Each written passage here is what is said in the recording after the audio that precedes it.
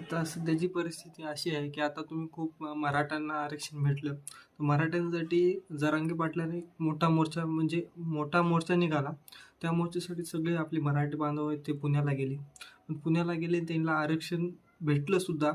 आता तुम्ही एक गोष्ट लक्षात केली का? आता ओबीसी समाज उठला आहे, की आमच्या आरक्षणातून त्यांना काही पण नाही भेटलं पाहिजे. आमच्या आरक्षणाला कुणी धक्कासहित लावला नाही पाहिजे. कुणी आरक्षण घेण्यासाठी मोर्चा काढत आहे, कुणी आरक्षण स्वतःचं वाचवण्यासाठी मोर्चा काढत आहे. तर कोणी पण शिक्षण मोफत व्हावं ह्याच्यासाठी आतापर्यंत कुणी पण मोर्चा काढत नाही. आपल्या महाराष्ट्रात सध्याची परिस्थिती अशी आहे, की तब्बल 36,000 करोड लाडकी बहीण योजनेसाठी लावलेले आहेत. तेच जर पैसे जर शिक्षणासाठी जर लावले असते, तर कित्येक विद्यार्थी आज फुकटमध्ये शिकले असते.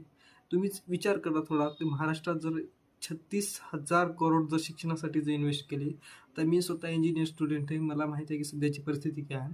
माझा एक कॉलेजला नंबर लागला, तिथं मला 94,000 फी मागितली ओबीसी कॅटेगरीमध्ये.